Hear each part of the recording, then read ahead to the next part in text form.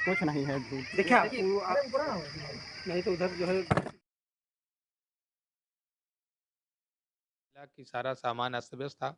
सारे कागज़ात अस्त-व्यस्त थे और बाथरूम, किचन की जो टोटियाँ हैं, उस पर उनके पास कोई भारी वस्तु थी जिससे ठोकर मार कर के तोड़ दी। ये अपने चिर-परिचित लैब से मटेरियल की टेस्टिंग करवा कर के उसकी मनमानी रिपोर्ट बना कर के कार्यदायी संस्था ने एक व्यक्ति विशेष को नामित करके मटेरियल की टेस्टिंग कराने का आग्रह किया था।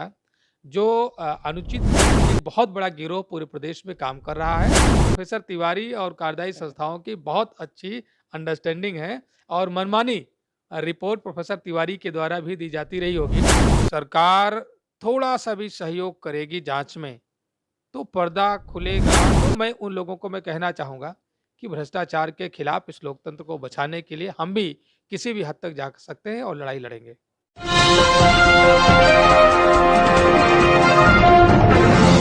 साथियों नमस्कार, मैं हूं नीरज पटेल और आप देख रहे हैं नेशनल जनमत। मेरे साथ प्रतापगढ़ की रानीगंज सीट से विधायक डॉक्टर आर.के. वर्मा जी हैं। ये वही शख्स हैं जिनका वीडियो पूरे प्रदेश क्या पूरे देश में वायरल हुआ था, क्योंकि अपने विधानसभा क्षेत्र में बन रहे एक राजकीय इंजीनियरिंग कॉलेज में घटिया निर्माण नहीं होने देना चाहते थे। इसी की सजा भुगत रहे हैं। उनके खिलाफ एफआईआर हुई है। ये जिस घर में मैं बैठा हुआ हूं, लखनऊ में ये विधायक निवास है। जब प्रतापगढ़ से लखनऊ पहुंचे तो ये पूरा घर अस्त व्यस्त था। उन्हीं से जानते हैं कि क्या पूरा घटनाक्रम हुआ। क्या इस घर में जब आप आए तो क्या था नजारा? जी नीरज जी, कल जैसे ही गेट के पास पहुंचे तो हमारे अंगरक्षक ने बताया कि सर ये तो दरवाज़ा तोड़ा गया है, चटकनी टूटी है और अंदर लग रहा है कुछ लोग घुस करके कुछ किए हैं। तो मैंने तत्काल यहाँ पर गौतमपल्ली थाने के प्रभारी को सूचित किया। इंस्पेक्टर गौतमपल्ली के साथ उनके साथ कई सब इंस्पेक्टर और हमराही भी आए और उनके साथ आवास के अंदर प्रवेश किया गया तो मिला कि सारा सामान अस्त-व्यस्त था। सारे कागज़ात अस्त-व्यस्त थे और सोफ़े वगैरह अस्त-व्यस्त थे। कुछ गद्दे फाड़ दिए गए थे और बाथरूम, किचन की जो टोटियाँ हैं, उस पर उनके पास कोई भारी वस्तु थी जिससे ठोकर मार करके तोड़ दी गई थी और पानी लगातार बह करके पूरे घर के अंदर भरा हुआ था। चोरी नहीं हुई कुछ? नहीं, कोई सामान चोरी नहीं हुआ था। तो मकसद क्या लगता है इसके पीछे? मुझे लग रहा है कि यह किसी गंभीर षड्यंत्र की ओर था और या तो वो मुझे डराना चाहते हैं, इस तरीके का कार्य करके कि जिस तरीके से टोटी आपके घर के भीतर घुस करके कुछ भी वारदात की जा सकती है या आपके भी साथ की जा सकती है, या तो इस तरीके का मैसेज वो लोग देना चाहते हैं।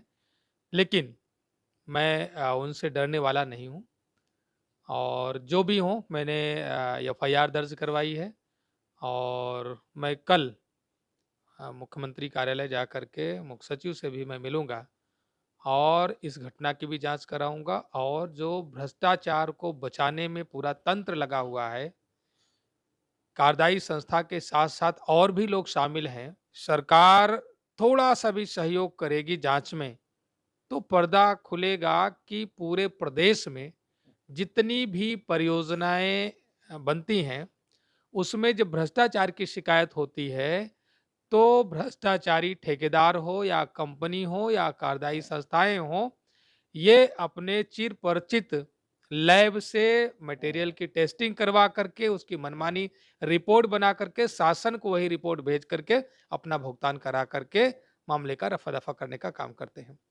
इस समय कई मोर्चों पर आप लड़ाई लड़ रहे हैं, शासन प्रशासन से भी, सरकार से भी, भ्रष्ट तंत्र से भी।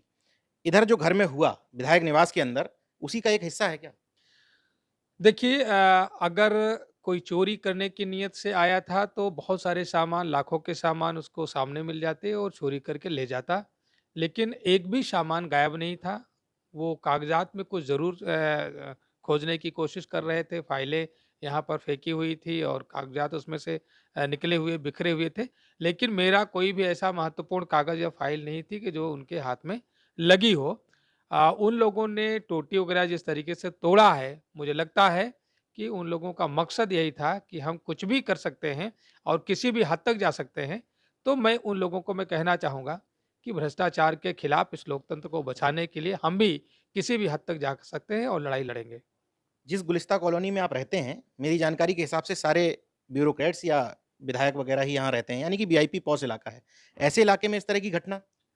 मैं जैसे ही कल सवा 2 बजे यहाँ पर आया तो पड़ोसियों को अवगत कराया, पड़ोसी इकट्ठा हुए, उन्होंने कहा कि पहली बार ये राजकीय गुलिस्ता कॉलोनी में घटना हुई है और सब लोग उससे बड़ा भयभीत हुए कि अभी तक ऐसा कभी नहीं हुआ। लेकिन मैं अंदर से समझ पा रहा था कि यह एक षड्यंत्र है, सोची-समझी एक साजिश है। इसीलिए मैंने उस घटना का एफआईआर दर्ज करवाया और आगे जाँच करवा करके उसका खुलासा कराने का प्रयास किया जाएगा। आपने एक बड़ी बात उठाई कि जहाँ-जहाँ निर्माण कार्यों में गुणवत्ता पर सवाल उठते हैं, तो ये अपनी परिचित लैबों से रिपोर्ट भिजवा देते हैं। इस मामले में भी कुछ आपको डाउट है इस तरह का? मुझे डाउट नहीं, मुझे पूरा विश्वास है। मैं तो आपके चैनल के माध्यम से सरकार से ये कहना चाहता हूँ कि सरकार अगर भ्रष्टाचार पर ज़ीरो टॉलरेंस की बात करती है, तो जितनी भी परियोजनाओं में शिकायत हुई है, उन शिकायतों में जो थर्ड पार्टी इंस्पेक्शन की रिपोर्ट है, मटेरियल टेस्टिंग की रिपोर्ट है और कहाँ की रिपोर्ट लगी है, किस लैब की रिपोर्ट लगी है, सभी को निकाल लिया जाए, संकलित कर लिया जाए तो लगेगा कि एक बहुत बड़ा गिरोह पूरे प्रदेश में काम कर रहा है और भ्रष्टाचारियों को मलाई कमवाने का काम कर रहा है। आप अभी तक की जाँच से कितना संतुष्ट हैं? अभी तक की जांच से मैं बिल्कुल संतुष्ट नहीं हूँ।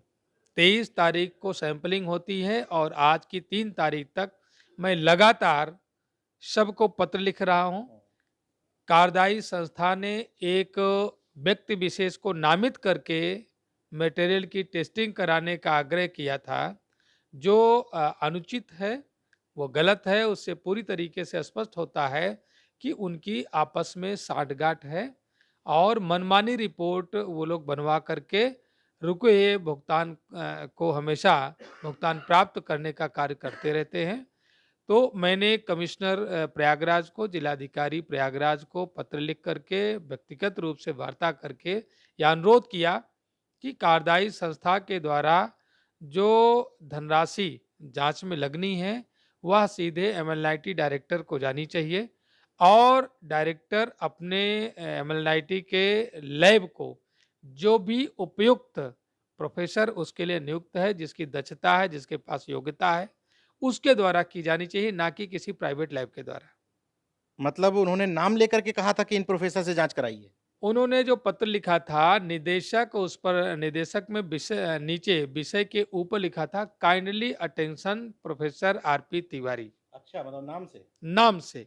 तो इससे लगता है कि प्रोफेसर तिवारी और कार्यदायी संस्थाओं की बहुत अच्छी अंडरस्टैंडिंग है और मनमानी रिपोर्ट प्रोफेसर तिवारी के द्वारा भी दी जाती रही होगी और मैंने इसीलिए आपके चैनल के माध्यम से कहा है कि पूरे प्रदेश में जितनी भी बड़ी परियोजनाएं हैं, जो शिकायतें उस पर हुई रही हों या जांच में कोई कमी पाई गई हो, उसके बाद भुगतान रोका गया हो, तो ऐसी सभी परियोजनाओं में जितनी भी इंस्पेक्शन की रिपोर्ट और मटेरियल टेस्टिंग की रिपोर्ट या थर्ड पार्टी इंस्पेक्शन की रिपोर्ट को निकाला जाए और उसके बाद ये लगेगा कि एक बहुत बड़ा गिरोह पूरे प्रदेश में पकड़ा जा रहा है। दीवाल गिरी है तो बात दूर तलक जाएगी।